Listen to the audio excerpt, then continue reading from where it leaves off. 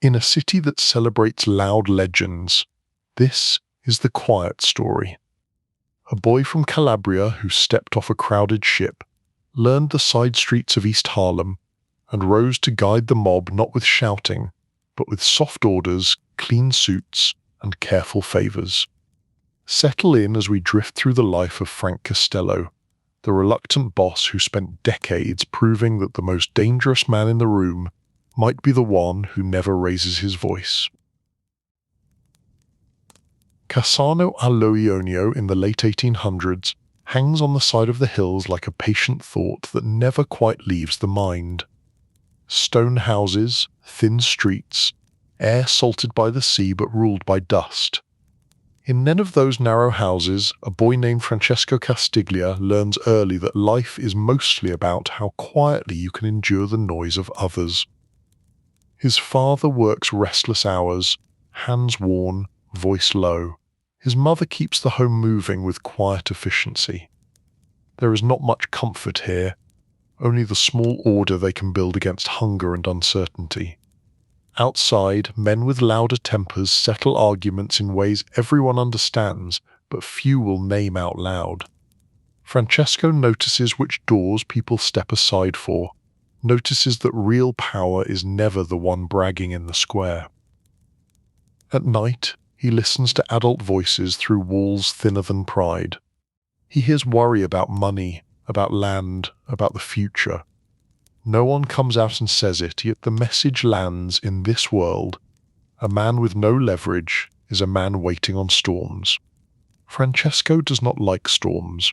He prefers patterns, routines, things that can be arranged. On feast days the village puts on its best colours. But even then he sees the small hierarchies. Who sits beneath the shade, who stands in the sun, who is allowed small debts and who is chased for every coin.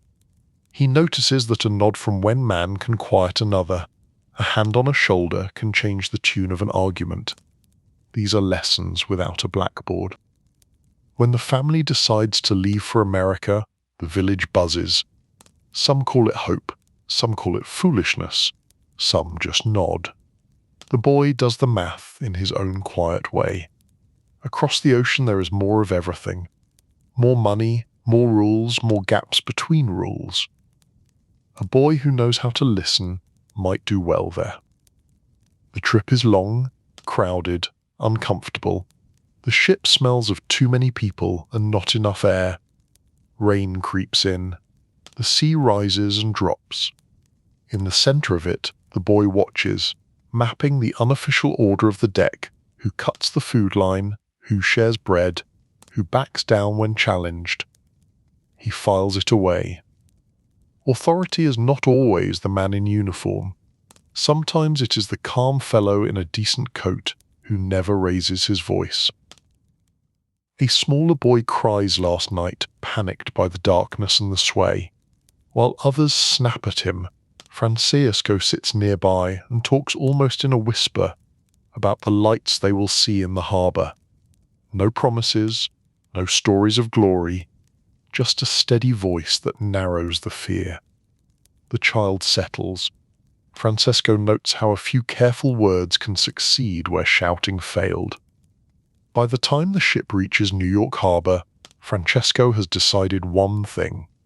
If the new world is going to be noisy, he will learn to move inside its quiet parts. East Harlem does not greet them with a brass band. It greets them with cold stairwells, too few jobs, crowded tenements, and a language that feels like chewing broken glass. Children adjust faster than grown men. Francesco slips into English the way a card shark slips into a seat.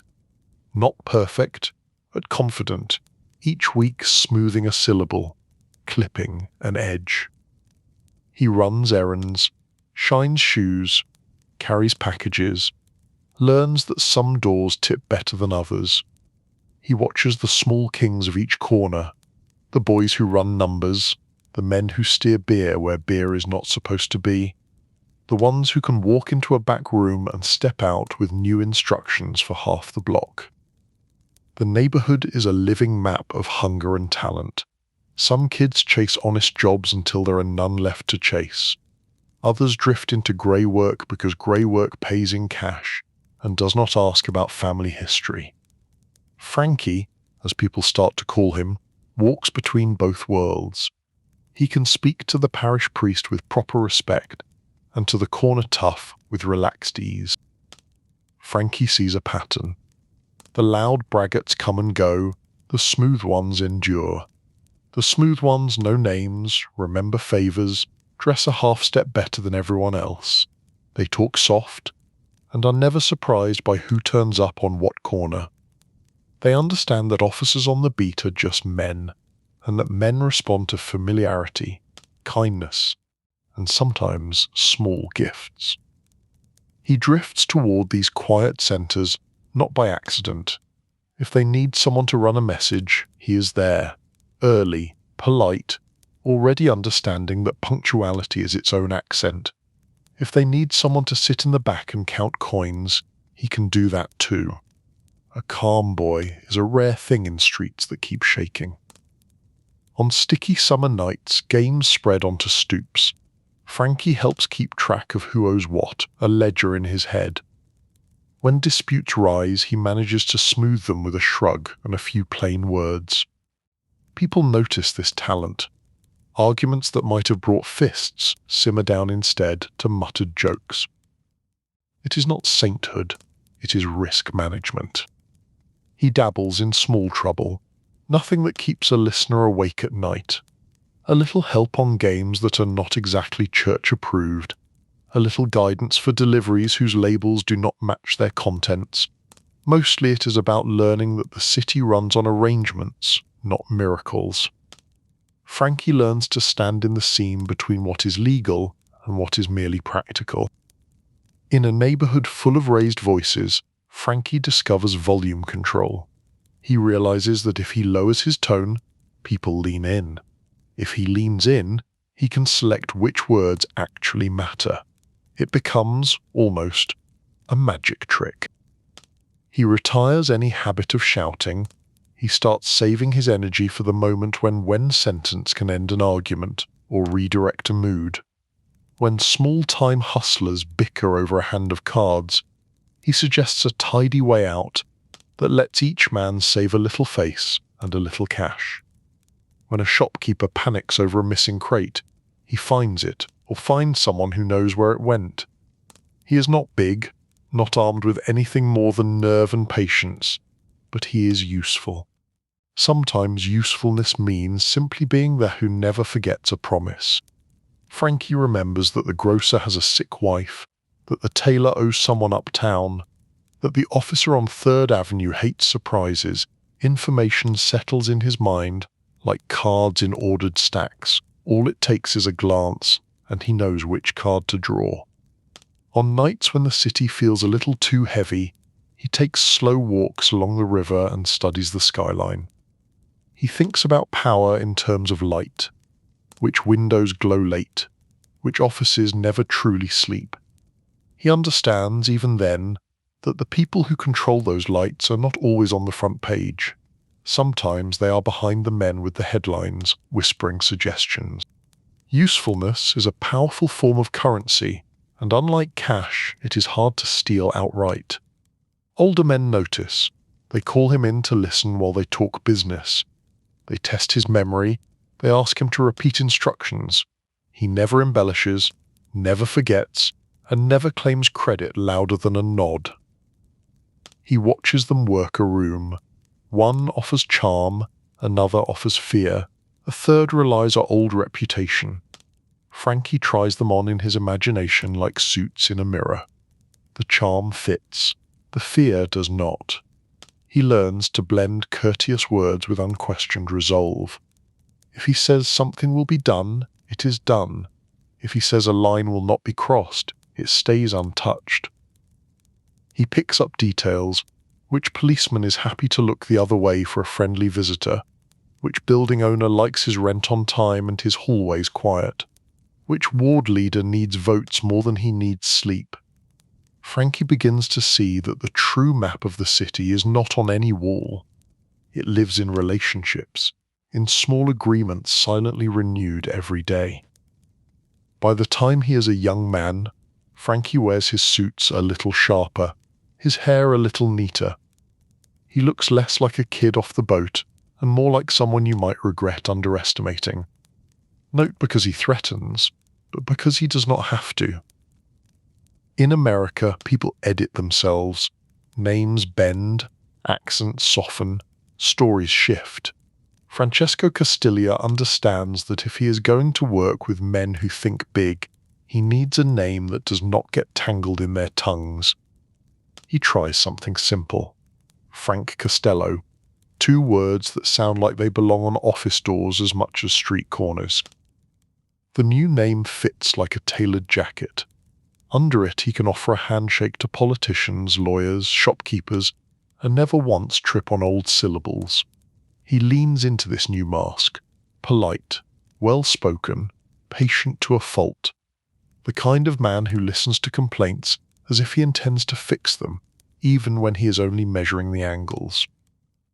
In back rooms he is still close to the sidewalks of East Harlem, still familiar with side bets and travelling envelopes, but the costume has changed. A friend jokes that he looks like he should be running a bank instead of a corner game. Frank only smiles. There is no need to explain that some banks are simply better lit versions of the same idea. This careful polish does not make him soft. It makes him effective. The better the suit, the smoother the entry into respectable offices. He studies how to order a drink in a hotel bar without looking out of place, how to talk about civic pride while quietly steering the conversation toward licenses, permits, delays that can be rushed or slowed. When tensions rise, Frank suggests a quieter solution. When others get heated, he monitors who is watching, who needs reassuring, who needs a reminder that chaos is bad for business. He is building something. A reputation for being the calm man in a dangerous line of work, a man who prefers a neat table, a clear plan, and as little blood on the headlines as possible. At the end of one long day he stands at a window and studies the street below. Kids shout, carts roll, an officer strolls by without hurry. Frank smooths his tie and nods once to his own reflection. The boy from Calabria has done what he came to do.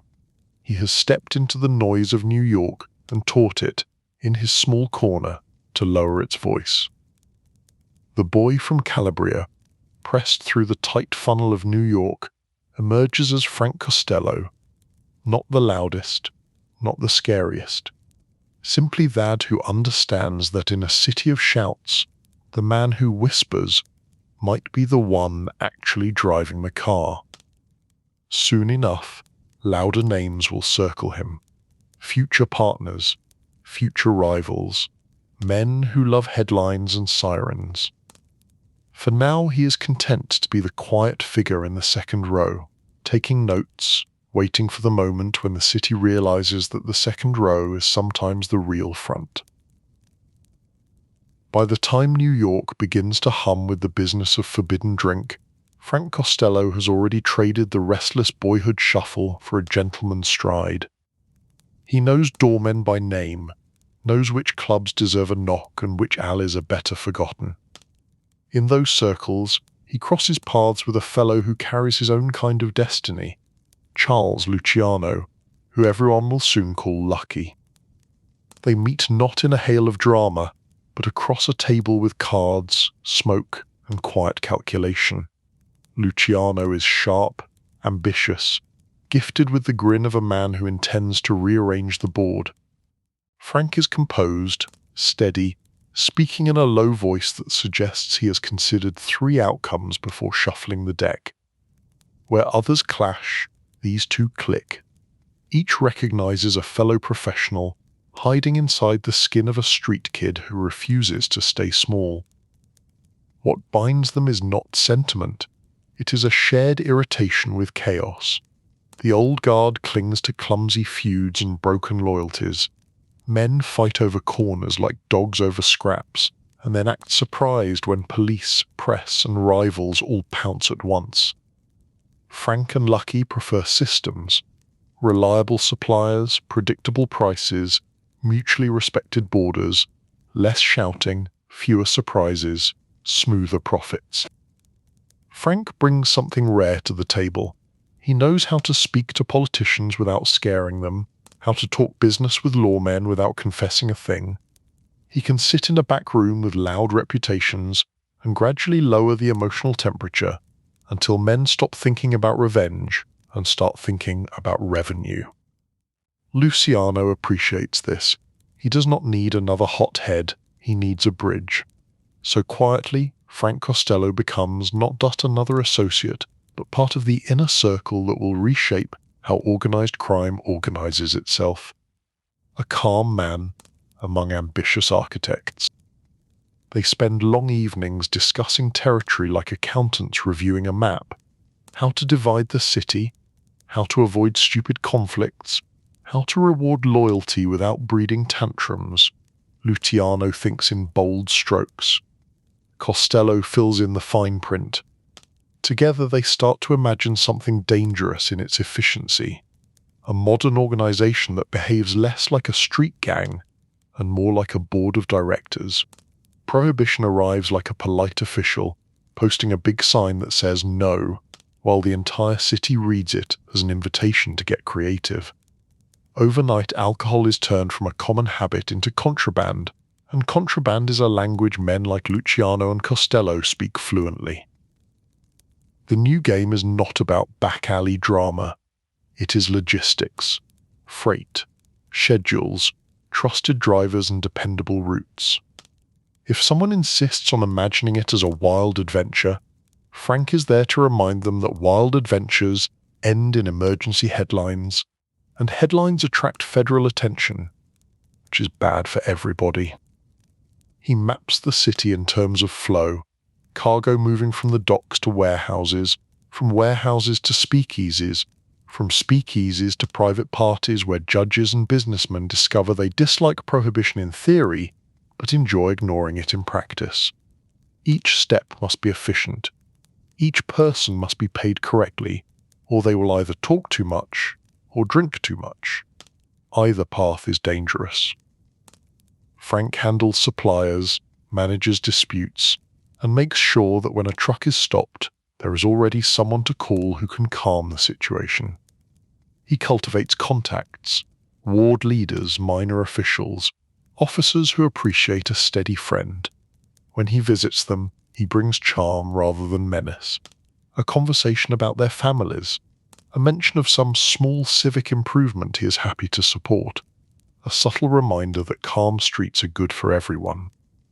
While some associates stage loud convoys and rowdy shows of strength, Frank prefers the invisible route. A single, unremarkable truck, a forged paper, a nod from a man at the gate. The night swallows the operation without a ripple. Profits pile up, not in stacks thrown around for display, but as ledgers moving steadily in the right direction. He understands supply and demand as something almost elegant. Too much liquor flooding on district, prices fall and customers grow careless. Too little, and frustration leads to improvisation and theft. So he tunes the flow, treating neighborhoods like valves on a line. Even his partners are sometimes surprised at how calmly he can turn down a lucrative offer that smells of unnecessary risk. Frank also understands that people like to feel important.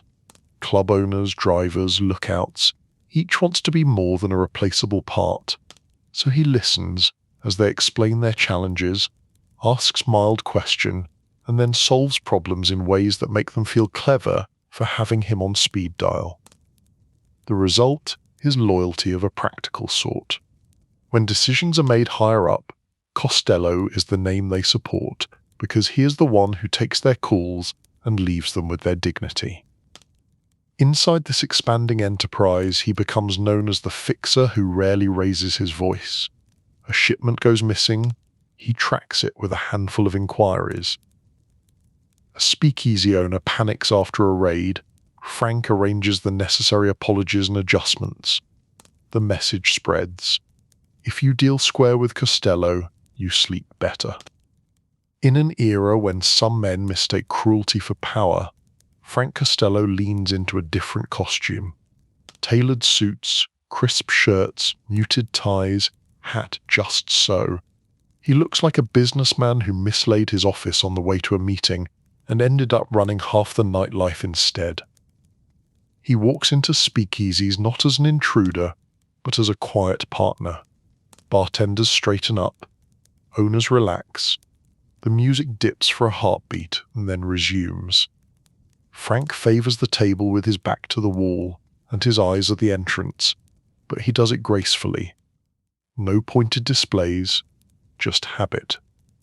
If he notices a stranger watching too closely, he does not send someone to make a scene. He changes the subject, the table, the pattern, until curiosity wanders elsewhere. The contrast with others is almost comedic. Some bosses bark orders, slam fists, demand respect as if it were overdue rent. Frank simply speaks, and people lean in to catch every word. His requests are clear, his expectations simple. Deliver on time, keep trouble mild, do not make scenes that require sudden damage control. When an enthusiastic underling suggests resolving a dispute with a dramatic show of force, Frank responds with a small smile and a question about cost. How many men? How many hours? How much attention from the press? How many nervous partners pulling back? By the time the math is done, the underling is the one suggesting a quiet meeting instead. Frank has a way of making patience feel like bravery. He uses humor as a tool. A dry remark can deflate an ego without starting a war. He walks into a club where two aspiring toughs have turned a disagreement into a performance. Without raising his voice, he asks whether they are rehearsing for a stage play or attempting to run a business. The room laughs. Tension breaks. The matter is resolved with a handshake and a rearranged split. No hospital, no headlines, more profit. He learns the art of showing just enough generosity to be remembered, but not so much that it invites begging. A bar struggling after a slow month receives a temporary break. A driver who has served faithfully is quietly helped through a rough patch. None of this is charity. It is investment in a culture where people expect fairness along with authority. Behind the charm lies a simple rule. Costello believes that random violence is sloppy accounting. Every reckless act brings costs that rarely show up on the first page. Families frightened, partners hesitating, investigators suddenly motivated. So he keeps those choices rare, and when forced, swift and contained. To the outside world, that restraint makes him seem almost civilized. To the men around him, it makes him stable, predictable, worth following. Over late suppers in secluded rooms, Luciano and Costello review their progress like executives. Territories stabilized, routes secured, rivalries managed. Frank is the one who keeps pushing against old grudges, arguing that profits are better than pride. When someone complains that the new order lacks the old excitement, he shrugs and murmurs that excitement is expensive. As Prohibition deepens, Frank Costello becomes the quiet architect in the shadows of the enterprise. He is not the wound the papers obsess over. He prefers it that way. Let others chase notoriety. He will chase efficiency. By the time the decade matures, there is a clear shape to his influence. Clubs prosper under his arrangements. Trucks move with fewer delays. Politicians who swore they hated illegal liquor somehow end up with well-stocked private cabinets, and a friendly gentleman they know they can call if an unfortunate situation needs smoothing. The more the liquor flows, the more Frank understands that their real insurance policy will never be muscle, it will be influence. So he starts to spend as much time in tailored dobbies and party offices as he does in clubs. He attends dinners where the talk is all about civic reform and efficiency.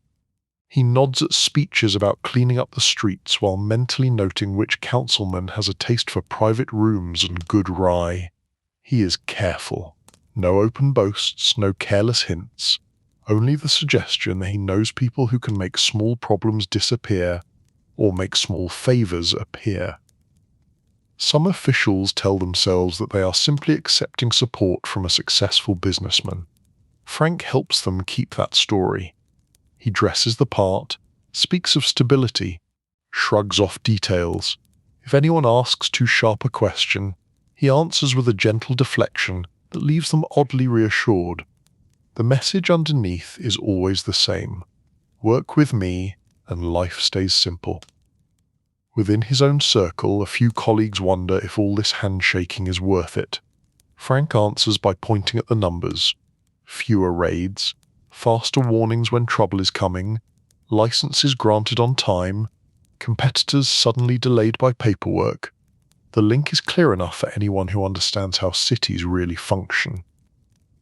This early weaving of political ties is the foundation of the reputation he will later carry as a kind of prime minister behind darker thrones. At this stage it is still forming, still subtle. A favour here, a quiet promise there, an introduction made at just the right moment. Bit by bit, Frank Costello becomes the man who stands in the doorway between the underworld and the official scone, making sure neither side slams it too hard. As Prohibition marches on, the shape of the future is visible to anyone paying attention. There will be commissions and conferences, alliances that stretch beyond borough lines, a new kind of order to replace the old loud chaos. And in the midst of it there is Frank, well-dressed, soft-voiced, arranging details with the composure of a man setting a table for a very long dinner. Chapter 3: Slots, Statesmen, and the Prime Minister. Frank Costello had a talent for looking at a city and seeing not just streets, but circuits. Power out, influence back, favour here, protection there. New York in the late 1920s is a maze of those circuits, humming with drink, numbers, and the steady march of money that should not technically exist, yet definitely does. Slots are not about drama, they are about repetition. Coins in, reels turn, coins out, or not. Where others see noisy machines, Frank sees dependable rivers of small change that add up to quiet mountains. The machines do not argue, they do not panic, they do not talk to reporters. They simply sit where they are placed and work. He likes them already. He understands placement is everything. A machine in a sleepy bar is a toy. A machine in the right club is a magnet. So he builds arrangements. Owners who cooperate get a share. Owners who hesitate get a patient explanation of why this is good for everyone.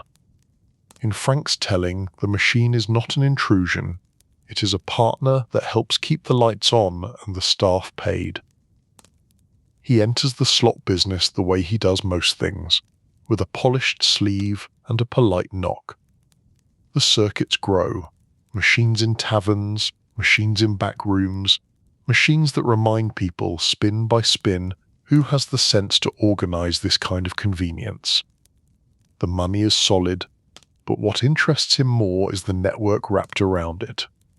Every location is a relationship. Every relationship is a lever. He looks beyond New York. If a city like this can learn to live quietly with his arrangements, so can others. Louisiana catches his attention. Politics there is already a contact sport carried out with smiles and slogans. Frank sees opportunity in that chaos, especially with a towering figure like Huey Long dominating the stage. Their interests intersect. Long wants revenue and influence. Frank wants placements and protection. The details, as always, are in the unspoken understand.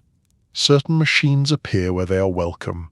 Returns are shared in ways that leave local power satisfied and distant investors very calm.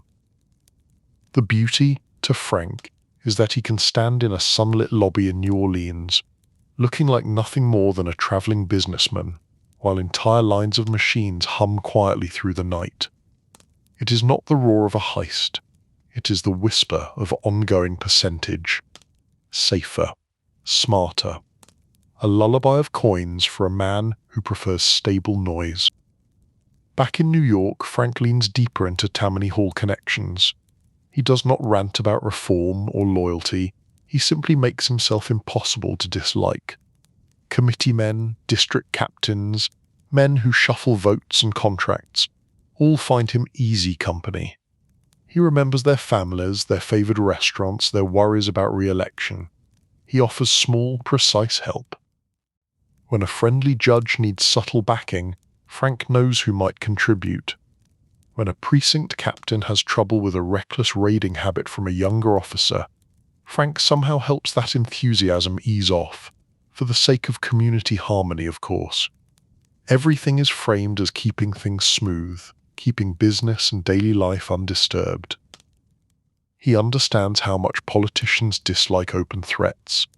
They prefer stories they can tell themselves at night, so he lets them. He is the courteous man who solves nuisances. He asks for nothing that feels outrageous, only a bit of predictability, a hint before a crackdown, a measured hand on licensing and zoning, nothing that forces anyone to say the quiet part out loud. In return, his alliances dig deep, roots under sidewalks.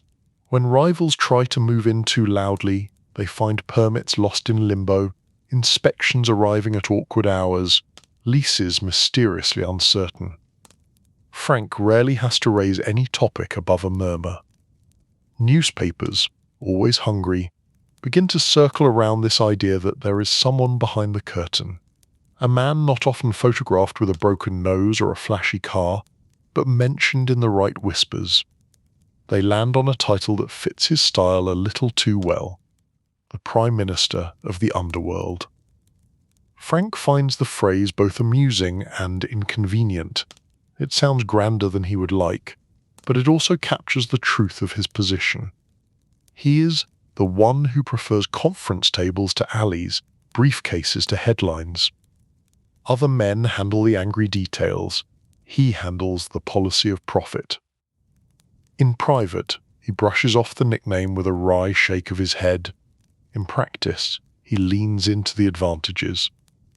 The title suggests statesmanship, and that matches how he wants to be seen. A stabilizer, not a street brawler, a man who can make phone calls that matter, a man whose disapproval carries more weight than another fellow's threats. The years around him are not gentle. There is real damage under the polished surface of the business.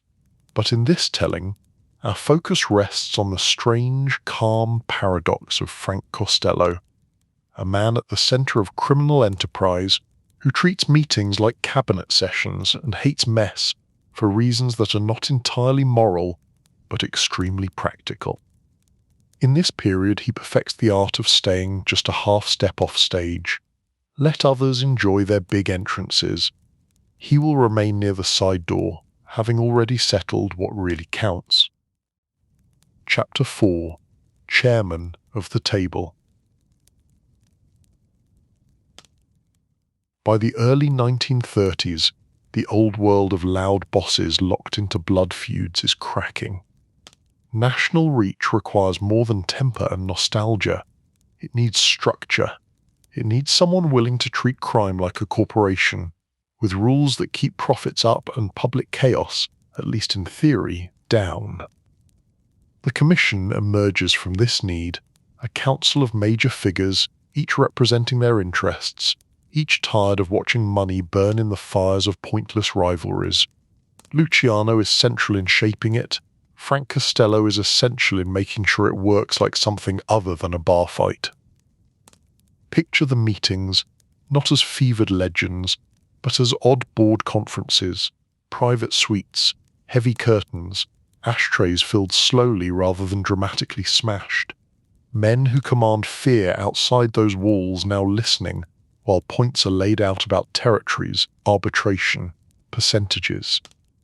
Frank, neat tie, thoughtful gaze, often acts as the one who translates ego into policy.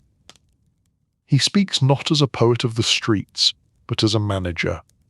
If someone demands more than is reasonable, he asks how they intend to handle the consequences. If two sides snarl at each other, he suggests a middle line that saves both pride and revenue. He is not there to charm for its own sake. He is there to get signatures in the invisible air of mutual consent.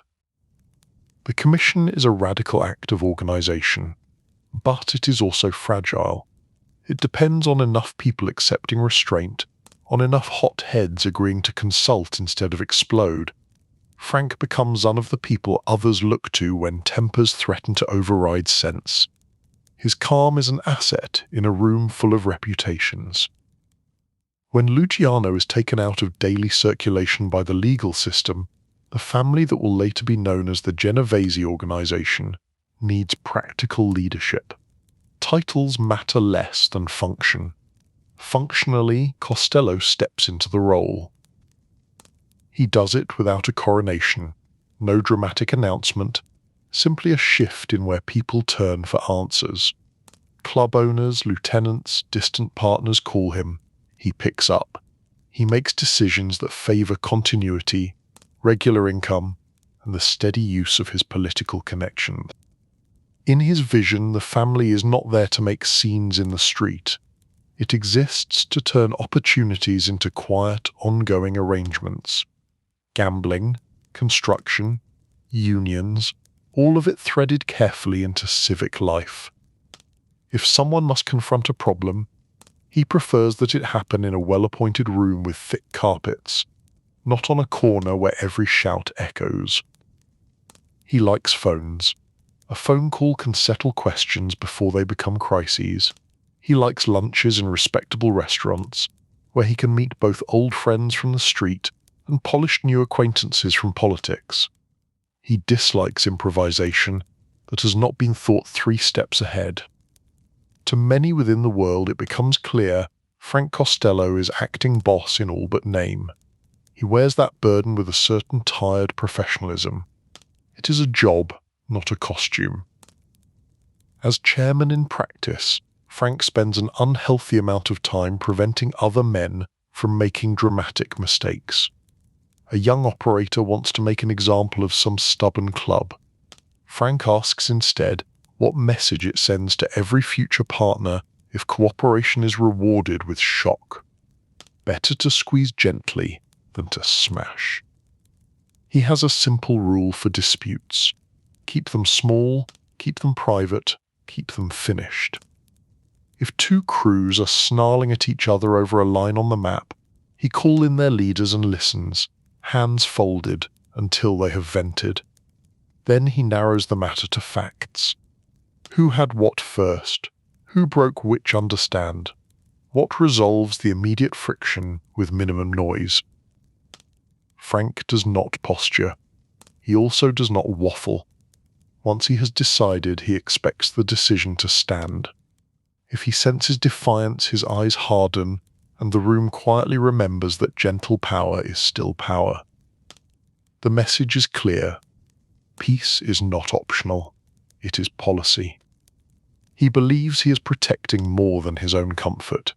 He is guarding the long game. Every sensational outburst threatens the delicate balance with politicians and officials that he has built. Calm streets, or at least the appearance of them, keep everyone paid. Of course, not everyone loves this era of suits and strategy. Some men miss the raw theatre of old grudges. They find Frank's preference for conference tables stifling.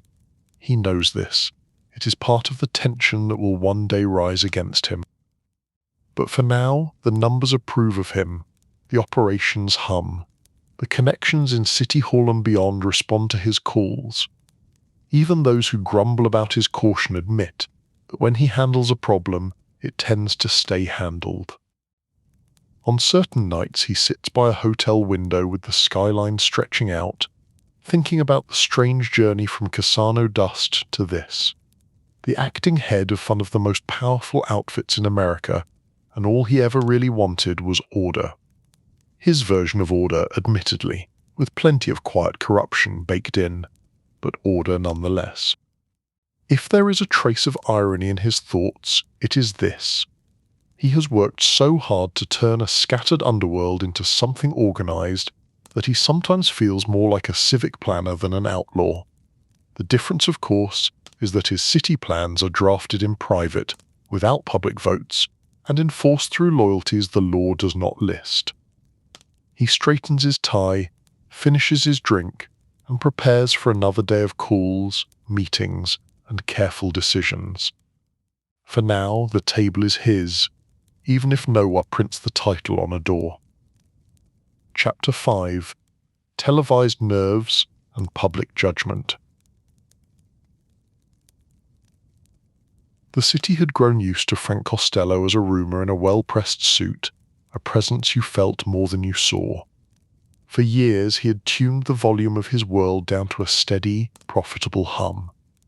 But in the years after the great liquor experiment ended and the country tried to convince itself it was spotless, another kind of noise began to build. It rolled from Washington, wrapped in words like reform and investigation, carried by men who loved microphones the way some of his associates loved nightclubs. Frank heard it first in quiet conversations.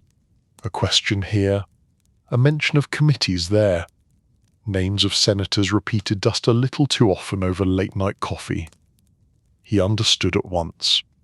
Power hated being embarrassed, and the myths surrounding organized crime had grown too large to ignore. Someone in a fresh suit would decide to make a patriotic career by tugging on those shadows and dragging out whatever twitched. He told himself that this too could be managed. He had friends, he had helped.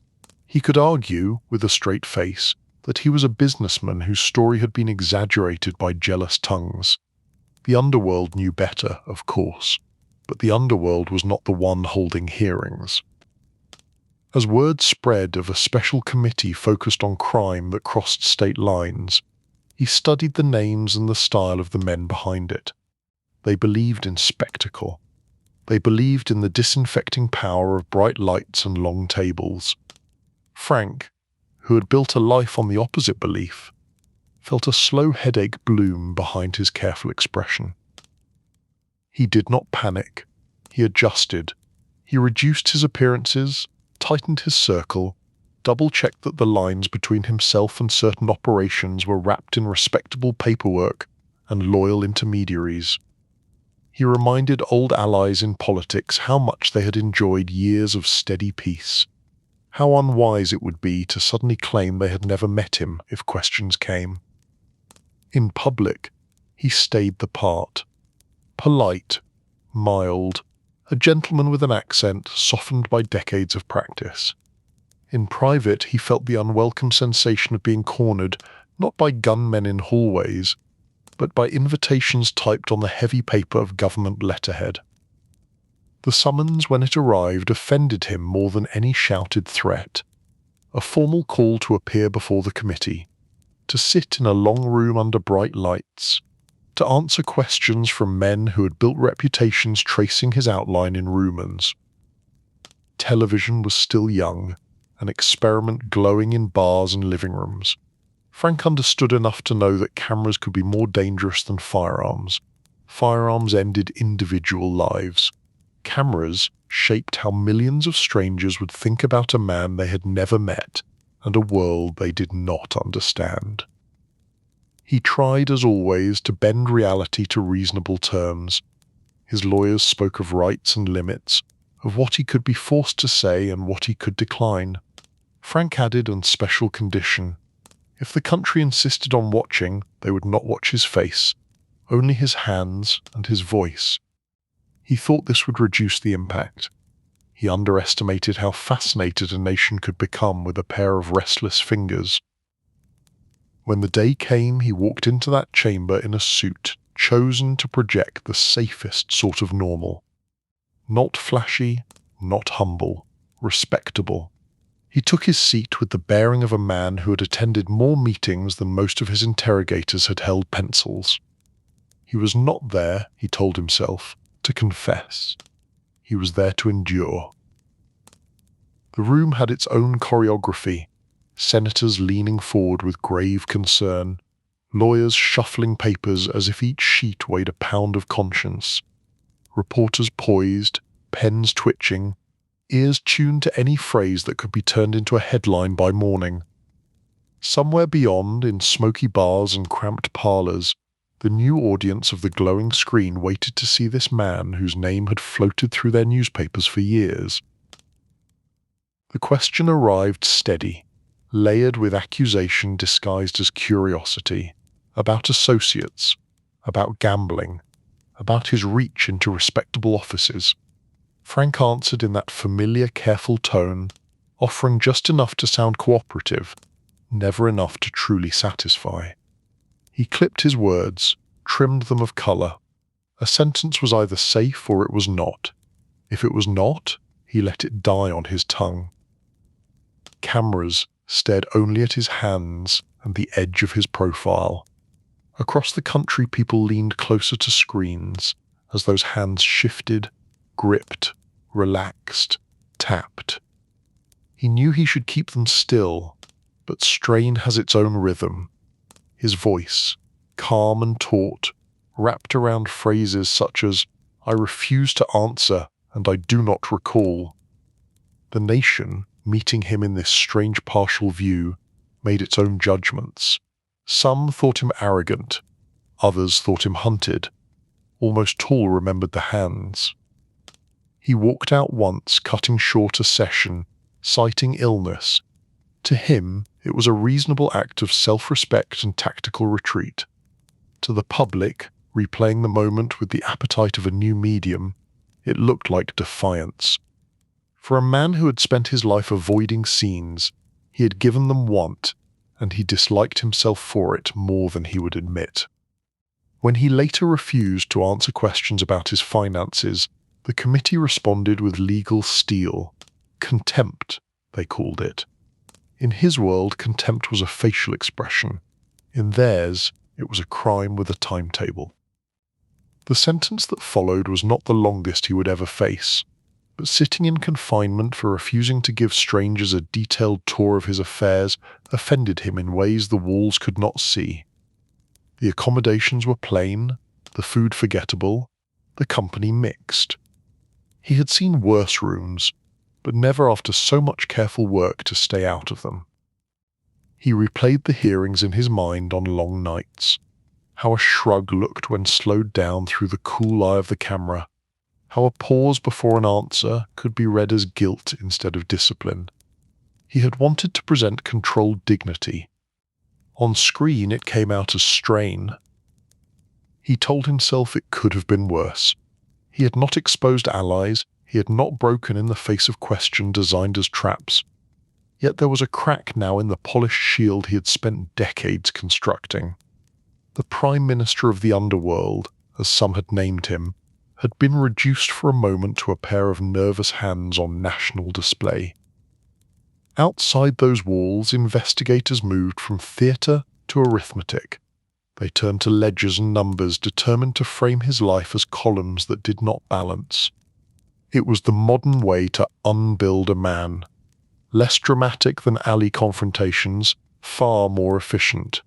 Frank, who respected efficiency even when he despised its direction, felt the net tighten through account books and property record he had once trusted, to stay politely ignored. Tax cases followed, dull on the surface, merciless underneath. Men in grey offices circled figures on reports. Years of living well were translated into accusations that he had failed the simple duty of paying enough for the privilege. To a man who had handed out envelopes in every direction to keep the machinery greased, it felt almost comedic to be scolded for misreading the official rules of generosity. Prison came again, in shifts and stretches, some months here, some months there, a weary pattern of confinement and appeal, release and return. The years began to taste segmented, like a film jump cutting between grey corridors and the soft carpets of his favoured hotels. For our quiet telling, the exact counts hardly matter. What matters is the slow drag on a man who once moved with perfect ease through lobbies, restaurants and hidden offices, where his word ended arguments. Each time he emerged a little older, a touch more tired, he tested the edges of his influence. Many still took his calls, many still deferred to his judgment, but the hearings and the headlines had altered the weather. Officials who had once welcomed his charm now watched their own reputations with new caution. Friends in office could not be seen as friends as openly. A nod that once guaranteed cooperation now sometimes brought only an apologetic smile. The experience sharpened his understanding of vulnerability. The state had found ways to press him without ever raising a hand in the old style. They used light, questions, math, paperwork, the quiet persistence of clerks who never met his eyes but signed his fate. Against that kind of pressure, his usual tools, charm and arrangement, felt strangely blunt. His answer was to grow even more selective. Fewer visits to clubs, more meetings in private suites, phone calls measured like medicine. He walked like a man on an icy sidewalk, placing each step with care, refusing to rush even as the wind rose. Yet even as legal troubles circled, he clung to the posture that had carried him so far, the host at the quiet table, the older gentleman who could still calm a dispute among impatient younger men, the advisor who reminded them that noisy triumphs today could mean subpoenas tomorrow. He refused to let the world see him rattled, at least not face to face. In the hush of his private spaces, though, he felt it, the strain of being dragged into the open against his will, the irritation of knowing that for all his efforts to be the invisible architect, a nation now knew his name and attached to it an image of twitching hands and clipped refusals. There were evenings when he sat alone in a dim hotel room, tie loosened, listening to the muted city and wondering at the oddity of being famous for trying not to speak. The hearings had done more than bruise his pride. They had signalled to rivals that he was a marked figure, a man of power whose public armour had been dented for all to see. Somewhere out there, he knew, men in their own suits were taking notes. If the government could make him stumble, perhaps someone inside the life could make him fall. He did not say this aloud. He still moved through chosen rooms with the same slow confidence, shaking hands, trading small jokes, accepting respect that was now edged with curiosity. But when he met his own reflection, he could see what others saw. Not just the calm Prime Minister, but the aging target of a country that had learned how to aim its questions. For a man who had spent his youth studying which doors people stepped aside for, it was a sobering lesson. The state did not step aside. It simply waited, collected paper, and invited you to sit under lights.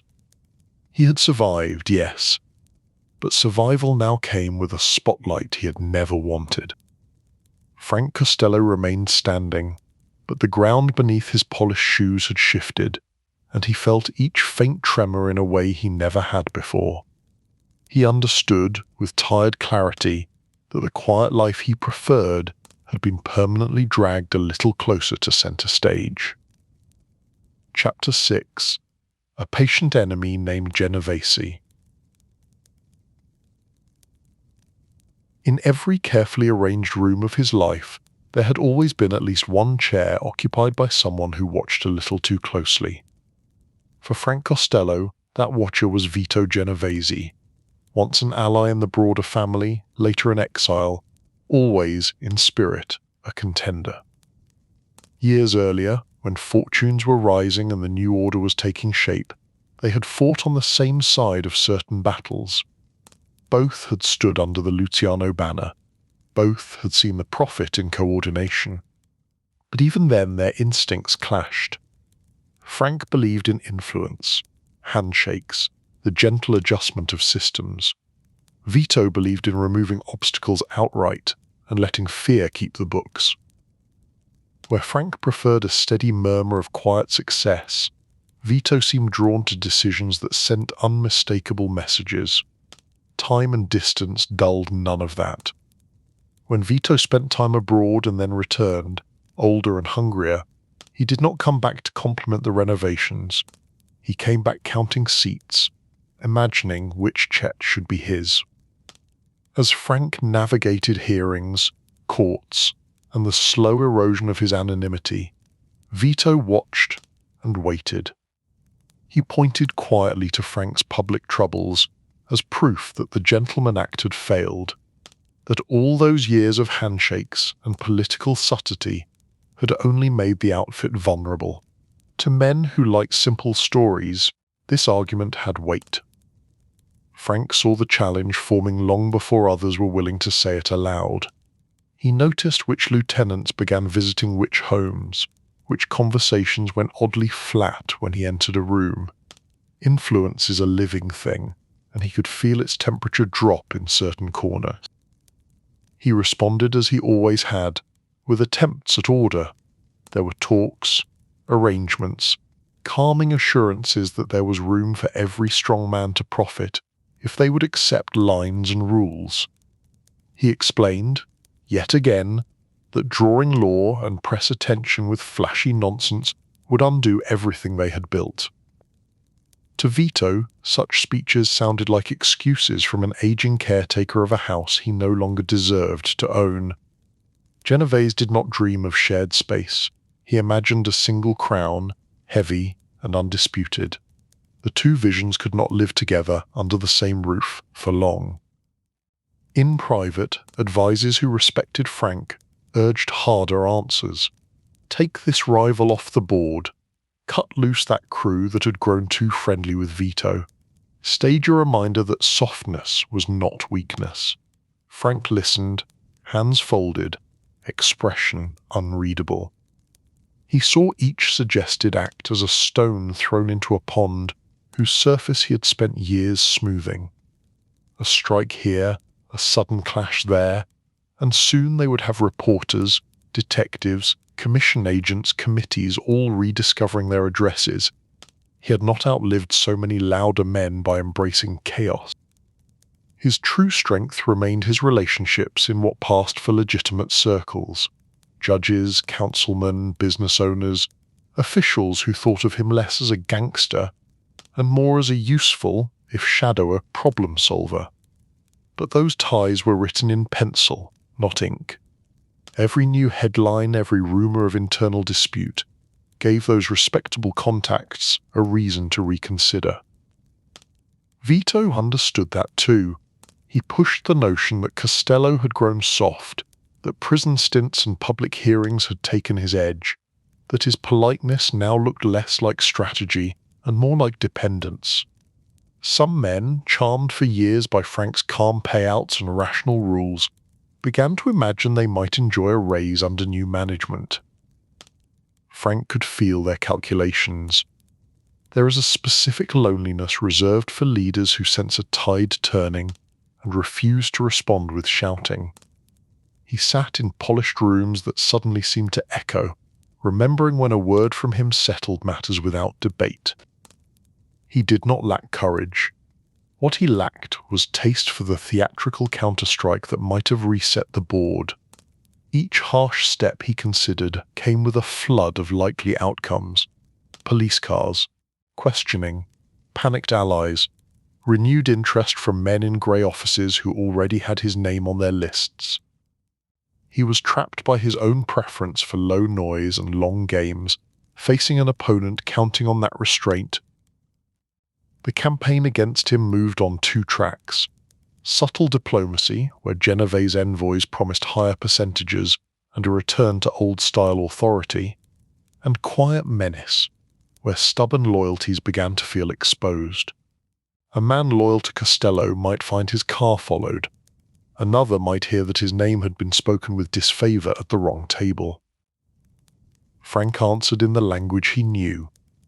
He invited the uncertain to lunches at his familiar haunts. He reminded them of the years when their pockets had grown comfortably heavy without the constant threat of sudden storms. He spoke softly of the cost of civil wars, of how law enforcement loved nothing more than hot feuds among men who thought they were untouchable. Sometimes the reminders worked. Old gratitude stirred, and a man walked away still aligned with the chairman who had made him rich. Other times he caught, in the set of a jaw or an evasive glance, the knowledge that fear of Vito's displeasure now outweighed memories of Costello's fairness. He kept his temper leashed. Anger would only confirm the whispers that he was weakening. Instead, he adjusted routines, rotated guards, trusted fewer mouths with real information. The circle drew tighter, the days more measured. He began to live inside a schedule drawn in pencil that could be erased and rewritten on a moment's notice. On certain evenings he sat by the window of his suite at the Waldorf, the city stretching beneath him like a complicated ledger. Headlights streamed along avenues, towers glowed. Somewhere down there, men were choosing sides as casually as they ordered late-night drinks. He thought about how he had come to this peculiar throne. Note the tallest man, not the loudest, not the most feared in a direct sense. His reign had been built on steadiness, on the promise that under his watch money would move smoothly and partners would sleep a little deeper. Now another man offered a different promise: raw dominance, swift decisions, less patience for committees and compromise. Frank knew history. He had seen what happened to bosses who ignored the rise of challengers until it arrived at their doorstep with a weapon in hand. He had no desire to be remembered as some more lesson in arrogance. At the same time, there was an insult in the idea of handing over everything he had balanced to someone who treated nuance like weakness. He walked this tension like a tightrope, one slow step at a time. Frank had survived long enough to sense danger before it knocked. He varied his paths from lobby to elevator, shifted the times of his drives, kept to places where familiar staff and doormen formed a first thin ring of warning. Yet there are storms no amount of foresight can fully block. A patient enemy eventually becomes an impatient one, especially when he believes the season has turned in his favor. Rumors multiplied. Young men, eager to impress Vito, practiced loyalty in darker corners. A remark here about how the old man would not step aside. A story there about what might be necessary. Nothing firm enough to bring into daylight, everything suggestive enough to chill the air. Frank refused to live like a fugitive in his own city. He had spent a lifetime mastering New York's rhythms and rhythms. He would not slink through service corridors now. He continued to be seen in the right hotels, the right lobbies, walking with the deliberate calm of a man who considered fear an unbecoming accessory. At the same time, he quietly tested what a controlled retreat might look like. Fewer direct instructions, more delegation, a sense that if he chose to, he could slide into a role of advisor, leaving day-to-day chaos to men who enjoyed noise. He was feeling for an exit that maintained the fragile peace he had built. At night, though, in the quiet of his suite, he weighed the costs. How much longer he could act as if reason alone would persuade everyone. Whether the time had come to step aside on his own terms rather than wait for someone else to write his final chapter with louder ink. What he wanted, more than revenge, was a dignified exit that preserved as much stability as possible. If he could not teach certain men to value peace while he sat at the head of the table, perhaps he could at least keep the roof from collapsing by choosing how and when he left the chair. Yet power rarely grants clean retirements to those who still hold its levers. As Vito Genovese gathered supporters and painted the future in his own harsh colors, Frank Costello found himself moving along a narrowing path, with one side marked loyalty and the other marked threat. In that narrowing, fact settled in his mind with unwelcome clarity. The style that had built his empire, the quiet behind the curtain, might not be enough to protect him from a rival willing to rip the curtain down and call it progress. He found himself remembering earlier years with an almost clinical detachment, the restless boy on the immigrant ship, already measuring who held real authority. the young man in Harlem learning that the calm voice could move more pieces than the clenched fist, the architect of businesslike peace, sitting across from governors and ward healers, trading favors like seasoned clerks. All of it had led to a version of power that depended above all on people believing he was necessary. Now he was forced to ask a question he had never liked. What happens when enough people convince themselves that he is not? He tried to imagine a life beyond the throne. Afternoons that belonged to no one but him. Long, quiet meals with his wife. Anonymous walks where the only calculation involved crossing a street. The idea was both appealing and faintly ridiculous. Men like him did not simply stroll out of history. Still, the thought returned, circling, suggesting that the only graceful victory left might be to choose his own fall. The danger, of course, was that Vito might not allow even that. A rival who built his legend on final statements would hardly be satisfied with a polite handover. Frank understood that if he lingered too long between rule and retirement, he was inviting someone else to mark the transition with violence dressed as renewal. He folded these thoughts away with the same care he used to fold his handkerchief. By day he remained the composed chairman, voice level, suit immaculate, reminding men why a world arranged his way had profited them all. By night he acknowledged the simple truth that gives real tension to quiet stories. A patient enemy was almost done being patient. He knew the next move would not be a debate or a memo. It would be a moment, sudden and close, when all his years of choosing quiet over spectacle met the one man who believed spectacle was the point. And so Frank Costello, the reluctant boss who preferred calm rooms and legal stationery, braced himself in his own restrained way for whatever message would arrive. Chapter 7.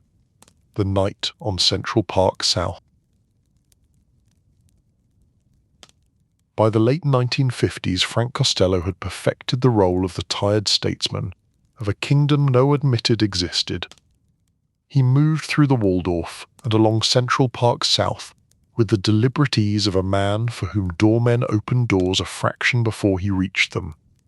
The years of hearings, headlines, and patient enemies had left marks, but he wore those like another well-pressed layer. You could sense strain if you knew what to look for. You could also sense that he refused to let it set his pace. The city at that time belonged to big cars, big collars, and nervous ambitions. New towers pushed up. Old clubs tried to pretend they did not know half the faces in their own private rooms. Television flickered in bars, replaying the national talent for spectacle. Polite society told itself that the worst of the old underworld was past. The underworld listened and tried not to laugh in public. Frank kept his days and nights measured. Lunch here, meeting there, a stop at the Waldorf, a ride home along familiar streets that felt as much a part of his daily uniform as his hat. Habit was one of his comforts. Habit also made him, as his enemies liked to point out in their quieter conversations, predictable.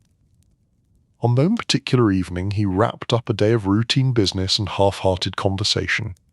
Men had come to him with questions about arrangements, worries about shifting loyalties, speculation about what Genovese and his supporters might try next. Frank listened and gave the same kind of answers he always had. Keep things steady, do not give the law another circus, remember who kept the wheels turning. He made his case for order like a man selling common sense in a market that was starting to favor fireworks. Later, with the work suitably dulled, he headed home. The building on Central Park South was familiar, its lobby a small stage where staff knew to greet him with respect that looked almost ordinary. Outside, the park rested in soft darkness. Inside, the lights were warm, the air still, the routine unbroken. This was a life he had fought to preserve, a criminal legend wrapped in the rituals of a respectable tenant. He crossed the lobby, exchanged easy nods, walked toward the elevator, the day sliding off his shoulders. The doors waited. The moment should have been as forgettable as any other night. Instead, the calm he valued so much fractured in a single heartbeat. The attempt when it came was clumsy in spirit though sharp in intent. A younger man with something to prove, a message to deliver on behalf of Genovese ambitions, placed himself where habit said Frank Costello would pass. In the narrow geography between lobby and elevator, the quiet war inside their world stepped into the open. For a man who had survived so long by avoiding drama, it was a dark little joke. There was no grand speech, no warning, a sound, ugly and compressed, a sudden blow of air and shock.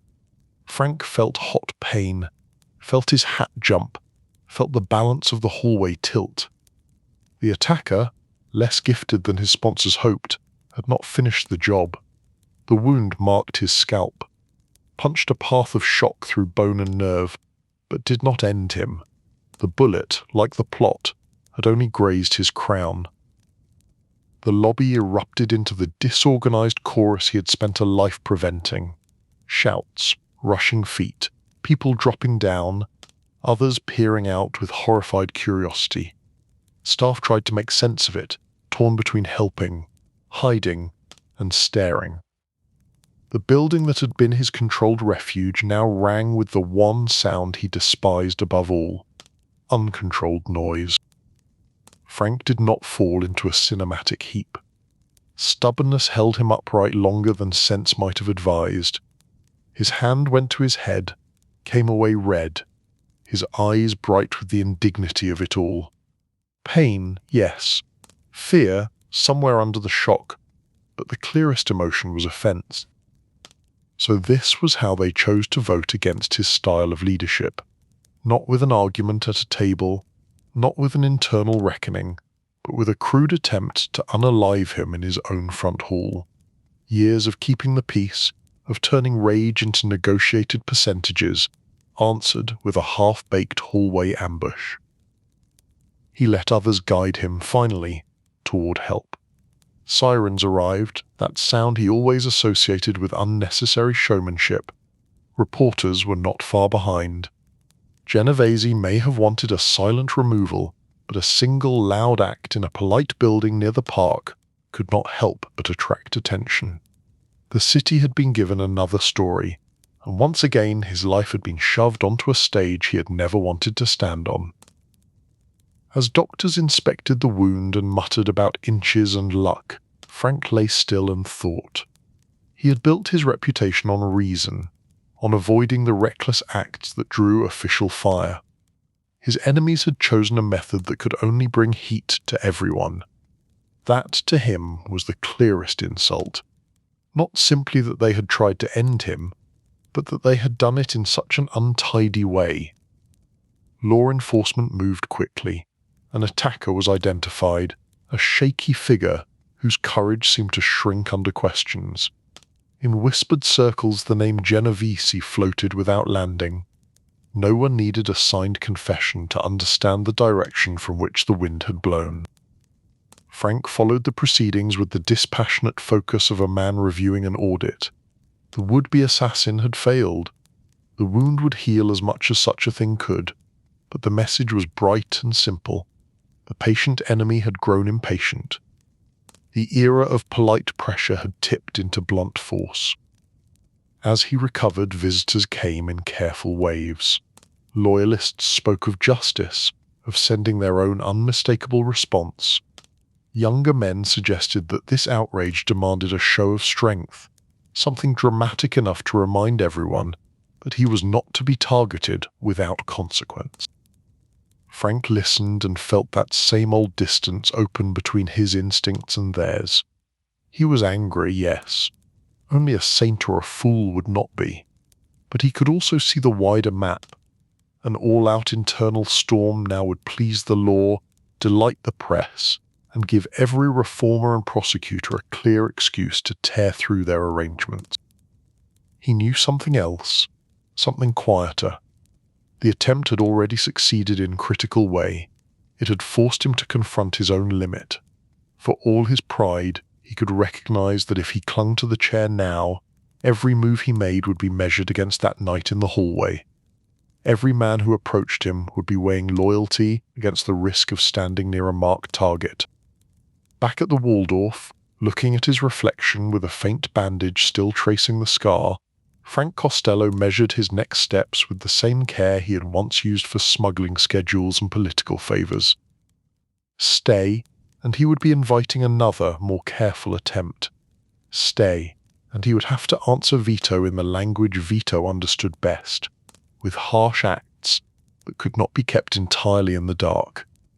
That path led to blood on front pages, agencies celebrating arrests, and the slow unwinding of all his quiet work.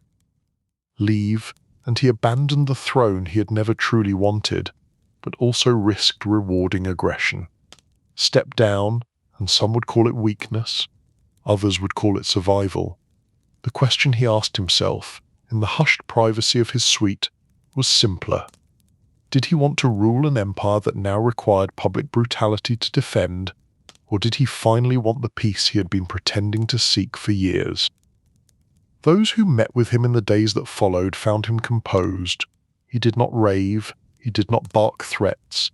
He spoke in level terms about health, about pressure, about the need to avoid a war that would bury them all under investigations they could not buy their way out of. It was the same style of argument he had made his entire life, only now the weight behind it was his own near death. He communicated, through channels both formal and informal, that he would step back, that Vito Genovese could have the daily headaches, the constant target on his back, the precarious crown. Frank Costello would not stand in his path. He would, however, remain alive, and there were still men who understood the value of keeping him that way. To some, his decision looked like defeat. To others, it looked like the smartest move he had made in years. To Frank, it was simple. He had always wanted a quiet room. The chair at the head of the table had become the noisiest seat in New York.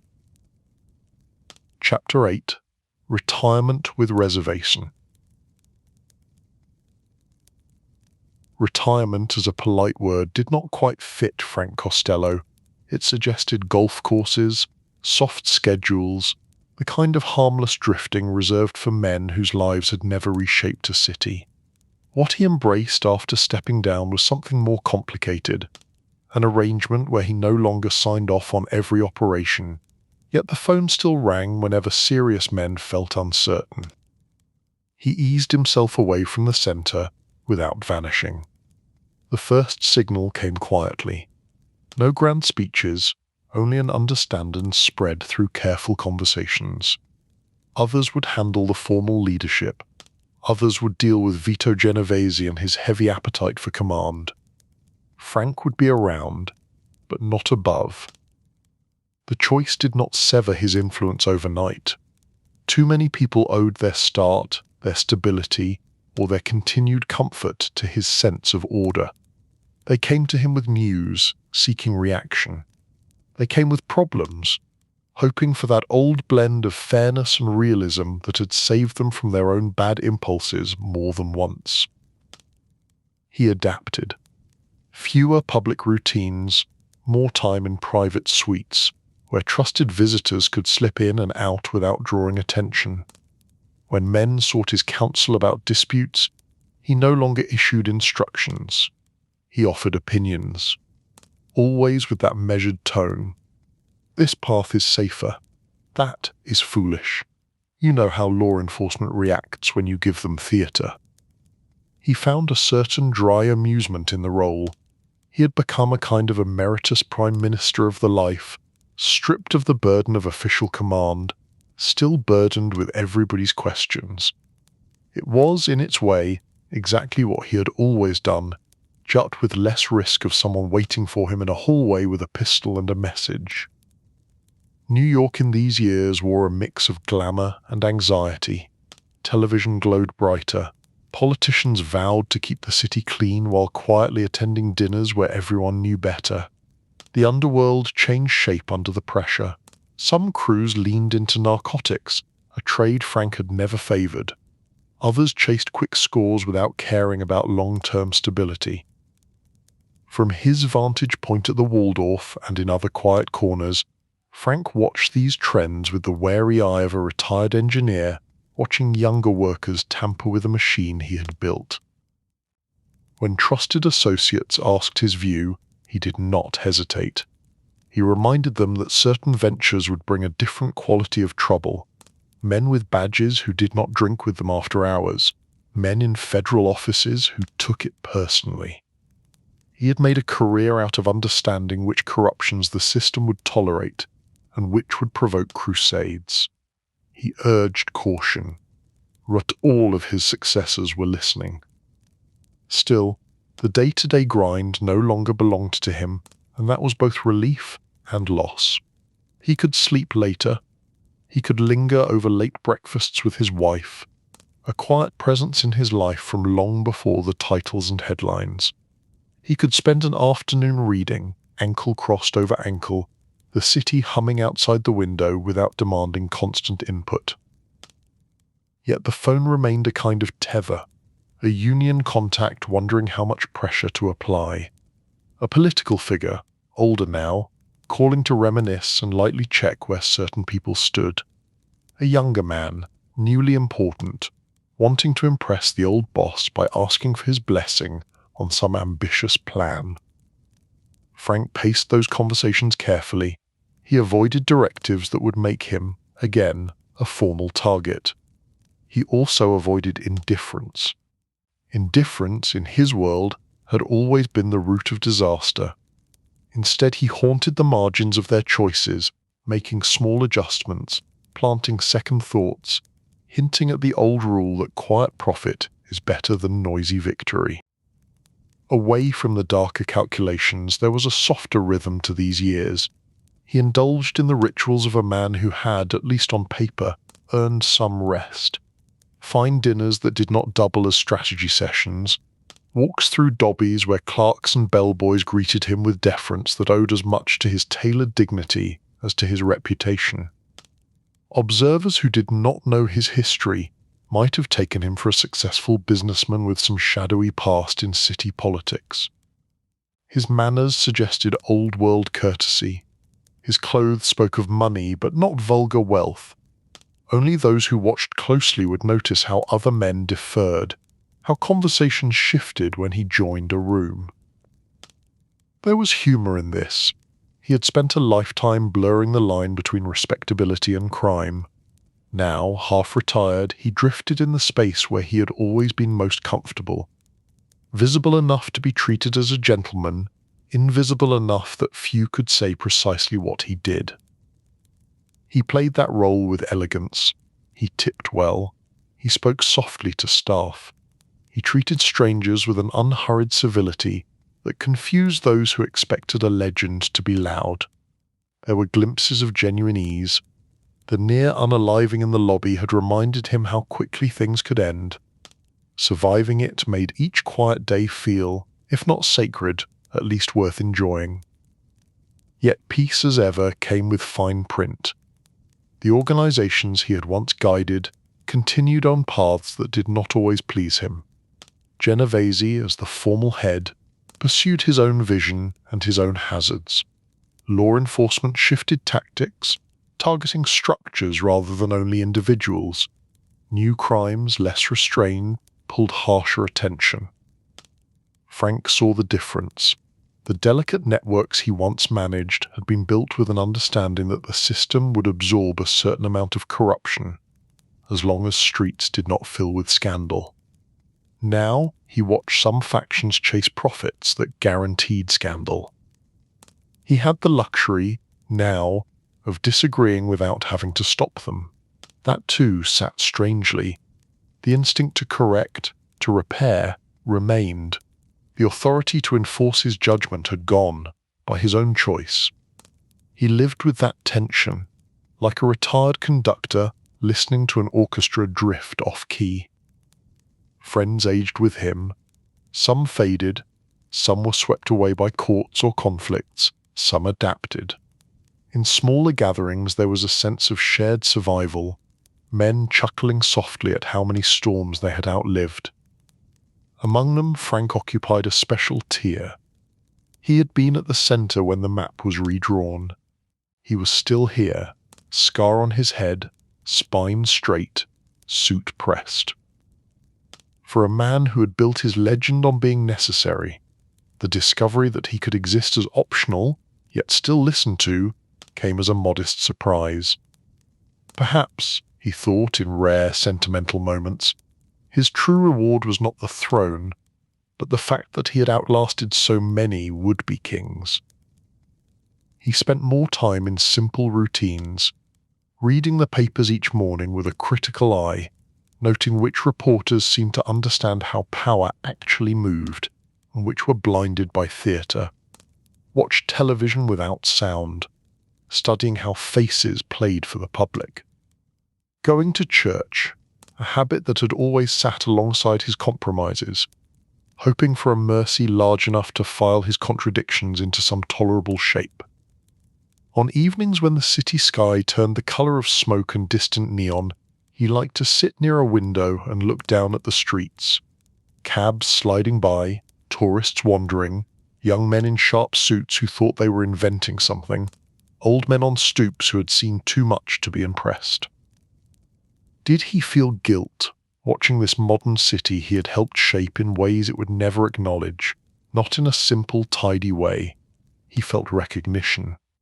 The knowledge that for all his efforts to keep things calm, he had operated in a world built on fear and exploitation. He had tried to sand down its edges, not dismantle it. That counted for something, but not for everything. In our soft telling, we let him wrestle with that in private, without heavy sermons. He was what he was, a man who believed that if there had to be an underworld, it should at least keep the noise down. In these later years, he managed a compromise that very few in his position had achieved. He stepped away from ultimate power and did not vanish in a hail of bullets or a blaze of indictments. He surrendered the title, but not his life. He gave up his place at the center, while preserving enough quiet respect that even enemies saw limited gain in forcing a final scene. There were, to be sure, investigations and legal annoyances that never truly stopped. Once you have been marked by the state, the file never entirely closes. But he learned to live with that too, the way a veteran learns to live with an old injury that aches when the weather changes. Irritating, but survivable. He navigated all of it with the same old tools: caution, courtesy, an understand of where not to step. As the seasons turned and the city kept improvising new crises, Frank Castello remained a steady figure in a few chosen places, no longer ruling, never entirely ordinary. If there was a trace of contentment in him, it came from this simple fact. He had found a version of the quiet he had always claimed to prefer, even if it arrived wrapped in scars and shortened influence. He could wake in the morning without wondering which hot-headed lieutenant had started a war in his name. He could go to sleep at night in a home that still felt like his, not a fortress under siege. For a reluctant boss, that counted as a kind of victory. Chapter 9. The Final Years of the Prime Minister. Age came for Frank Costello the way he preferred most things in life, quietly and with a certain formality. He eased into his later years surrounded by familiar patterns, the Waldorf, polished and composed, the small circle of old allies who still knew how to knock on his door, the younger faces who looked at him with a mix of awe, curiosity, and the faint impatience reserved for legends who refused to leave the room entirely. Frank began to move a little slower, but he did not shrink. His suits remained sharp, his tie knots remained exact. If you watched him cross a lobby, you saw an older gentleman with careful posture and steady steps, not a retired monarch. Only those who noticed how other men straightened when he appeared would suspect there was more to the story. Legal troubles never vanished entirely, Old cases, lingering questions, official efforts to tidy the record. Papers were filed. Hearings mentioned his name with decreasing excitement as new targets arrived to keep the headlines fresh. The state, like any large machine, took its time closing a file. Frank learned to live with that dull background hum. It was not the roar of accusation anymore, only the echo. He had his small routines, reading the newspapers each morning, weighing which parts of the world had truly changed and which had only traded costumes, watching politicians denounce the sort of influence he had once offered them with a straight face, as if memory were a luxury they could not afford, observing new crime figures stumble into the same mistakes he had cautioned against for decades. On some days, old friends came by to share coffee and unhurried talk. They spoke of the early years with an ease that only survivors possess. Names of men long gone passed between them like playing cards. Some remembered for their style, some for their failures, many for how loudly they had once promised eternity before vanishing early. Frank listened more than he spoke. He always had. Now his silences carried the weight of entire eras. Every so often he would offer a short comment that flattened a myth or clarified a memory. Not boasting, just correcting the record in his own modest court of 2 or 3. He had outlived more than a few enemies. Genovese faced his own punishments, his own confinements, his own slow unravelling. Others who had doubted Costello's caution discovered that the newer forms of law enforcement had little patience for their chosen trades. The world had changed, surveillance improved, patience in official offices lengthened, the old margin for noisy error had narrowed. Frank noticed this with a certain cool satisfaction. He did not dance on reputations. He did, however, understand the math. His insistence on quiet, on limits, on steering away from certain reckless enterprises had not been weakness. It had been survival strategy for an age that was finally catching up. He spent more time at home. The man who once lived in trains of dinners, meetings, and hotel suites adjusted to rooms that stayed the same from wine night to the next. His wife remained, a steady anchor from the early days when he was more Castiglia than Costello. The bond between them did not require speeches. In this late chapter, her presence was a reminder that some parts of his life had been chosen for reasons simpler than power. When visitors arrived, they were received with a kind of faded ceremony. No armed guards in dramatic poses, no shouted orders. A ring at the bell, a measured welcome, a seat offered. His staff still knew better than to treat him as ordinary, but now the gestures of respect felt almost domestic. A cup placed dest so, a coat quietly taken, ritual as comfort rather than intimidation. From his windows he watched a New York that seemed at once familiar and strange. New music pulsed from clubs he would never visit. New buildings rose where old haunts once stood. The faces on the front pages belonged to a younger, brasher generation of politicians and players who spoke in a faster language, full of modern slogans and televised certainty. He recognized them without envy. They were chasing the same old needs with updated speeches, influence, attention, immunity. He knew how quickly all three could shift. If anything, he felt a distant pity for how little room they had left to operate in the shadows. Their mistakes could go national in an evening. Frank's own legend thinned and sharpened over time. Writers and talkers boiled down a long, complicated life into a handful of favourite phrases. Gentleman boss, prime minister, the man who preferred handshakes and hotel lobbies to street-corner chaos. Some painted him as a charming villain, others as a calculating statesman of crime. A few tried to make him almost sympathetic. He understood that none of them were entirely right or wrong.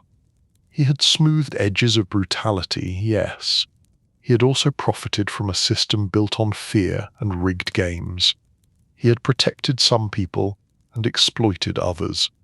He had kept order, but it was his order. In quiet hours, when the city noise softened to a tolerable murmur, he let his mind walk through those contradictions. No cameras, no committees, no need to impress anyone. Just an old man with a clear memory of every favor and every cost. There were no simple verdicts available. He doubted there ever had been. Age also brought frailty that did not respect reputation. His health wavered. There were visits from doctors, polite men who measured his heartbeat with the same professionalism, clerks once used to measure his finances. They advised rest. They frowned at stress. If any of them recognized the name beyond the chart, they did not show it. Frank adjusted again. Fewer late nights, more time in a chair by the window, the city moving like a slow film outside. Old instinct made him catalogue what he saw. Couples arguing gently, workers hauling deliveries, taxis pausing like pieces on a board. Life continuing according to a logic much larger than his own reach. The world did not end when he stepped back. It rarely does for any single man, no matter how important he feels at the center. That realization, instead of wounding him, seemed to release some final tension. If things did not fall apart without his hand on them, perhaps he was finally allowed to stop checking every hinge. He remained, to the end, a man of surfaces and secrets. To neighbors, he might appear as a courteous older resident with good manners and a faintly formal air. To certain visitors and watchers, he would always be the retired architect of a hidden empire. To himself, he was something between the two, carrying the memory of the boy on the ship to New York and the Prime Minister in the tailored suits in the same frame. When the end came, it came in the way he might have scripted for himself if anyone had asked. Not in a hallway under gunfire, not in a cell, not in a late-night ambush, but in a final failure of the heart in his own Manhattan home, followed by hospital lights and the efficient murmur of nurses. Pain, certainly. Surprise, perhaps less so. Time collects. His passing did not throw the city into crisis. There were headlines noting the death of a once powerful underworld leader.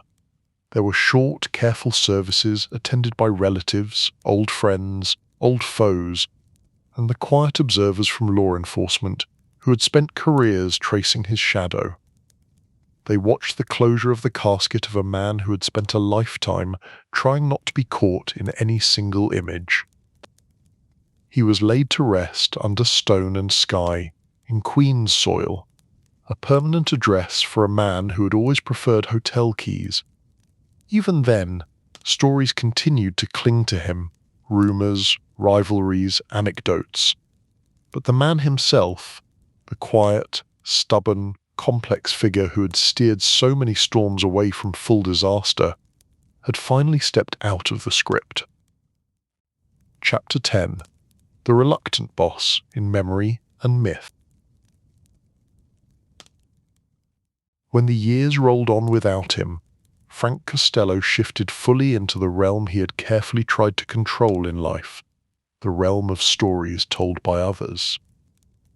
Some remembered him as a master of calm corruption, the man who proved you could run vast illegal businesses while keeping most doors intact and most streets quiet. A leader who preferred deals to street wars, who used his political friendships as both shield and leverage. In those tellings, he was almost a civic manager of vice, the one who made sure the chaos stayed behind certain lines. Others insisted he was just another boss, dressed better, speaking softer, but built on the same bruised backs as the rest. They pointed out, correctly, that no amount of silk could erase the cruelty of systems that drained desperate neighborhoods of their wages and choices. His preference for order had not been charity, it had been house rules. The truth of him lived somewhere between the polished anecdotes and the moral indictments. He had moved through the world as a man who saw clearly where the law ended and where opportunity began, to around or date means, and chose his side. He had also spent a lifetime trying to impose his own code on that side, limiting what he considered bad for business, which often overlapped with what was bad for ordinary people, and sometimes did not. In the soft light of this bedtime telling, we can look at what his life says about quiet power. Frank understood that influence rarely needs to shout. Real authority, the kind that moves judges to glance away and captains to hold a door open, often travels in gentle tones. A favor here, a donation there, an introduction when it matters. Men who talk about power as if it were a thunderclap miss the long, steady rain that actually shapes the ground. He made himself the man others called when they wanted a problem turned into a memory instead of a scandal. That role brought him riches, alliances, and a strange sort of elite respect. It also locked him into a life where every kindness served a calculation, and every gesture might be collected as a debt. For listeners drifting towards sleep, there is a simple caution tucked inside that elegance. Whenever someone offers peace without visible effort, check who is paying the cost backstage. Frank Costello's peace was real enough, but so were the pressures that kept it in place. He also offers a lesson on the danger of believing your own legend. For years, he managed to be both essential and discreet. The Prime Minister title, even if he rolled his eyes at it in private, hinted at a belief that he could mediate between outlaw and official worlds indefinitely. The hearings, the near unaliving in his lobby, the slow erosion of his security, all proved otherwise. No matter how clever the arrangements, the ground keeps shifting. A man who builds his kingdom on invisible agreements must accept that invisible loyalties dissolve fastest when the weather turns. Yet his late choice matters. Faced with a rival willing to write the story in louder ink, he stepped aside rather than plunge the city into open war. For all his earlier compromises, that decision stands as a quiet mark in his favor. He chose survival and relative stability over vanity. In his own unsentimental way, he picked life and calm over one more round of theatrical defiance. In the underworld's own folklore, Frank Costello occupies an unusual shelf. Many of its legendary figures are remembered for wild acts, violent spectacles, reckless pride. He is remembered instead for meetings, discussions, subtle arrangements, for a style that made people lower their voices and sit up straighter. You rarely hear loyalty stories about him built on romance or fiery brotherhood. More often they are about competence. He paid on time. He kept his word more often than most. He understood where not to push. For men who lived precarious lives, that kind of predictability felt almost like respect. In public culture, he is sometimes reduced to a supporting character in grander tales, the composed figure in the corner reminding louder bosses to think. That may secretly be the role he always wanted. Close to the center, not forced to smile for the cameras. It is late in an imagined Manhattan that belongs to no single year. The towers are lit, but not screaming for attention. The park is dark and calm. The traffic on Central Park South moves at an easy pace, as if the city itself has decided to keep its voice down for an evening. Frank Costello walks along the sidewalk in that familiar, measured way. Hat brim low, coat neat, steps unhurried. No entourage, no spotlight. Just an older man taking in the city he once helped arrange from behind curtains and closed doors. He passes a hotel where a young doorman nods without really knowing why the gesture feels necessary. He passes a bar where a television inside shows some new hearing, some new reformer inhaling his own importance. He almost smiles. The names change, the performances repeat. He pauses at a view of the park, the trees holding their own dark counsel. The air carries a mild chill. It suits him. He has always preferred a climate that keeps nerves awake. In this imagined walk, he is not dodging threats or rehearsing answers for committees. He is simply present, remembering the Calabria dust, the immigrant ship, the Harlem streets, the speakeasies, the hotel suites, the small rooms where big decisions were made because he spoke gently and others listened. He knows in this quiet moment that history will argue about him. Some will call him a refined villain, some a necessary organizer of an inevitable underworld, some a symbol of how deep corruption runs when it wears a tie and leans on a podium. He also knows that history itself never attended his real meetings. It sees the outline, not the small, specific human trade he lived every day. For once, that does not bother him. The city breathes, the lights glow. Somewhere a young hustler thinks he is the first to discover that soft words can move hard walls. Somewhere else, a minor official decides, without realizing why, to let a small matter slide after a pleasant lunch. The patterns continue, with or without the man who once orchestrated them.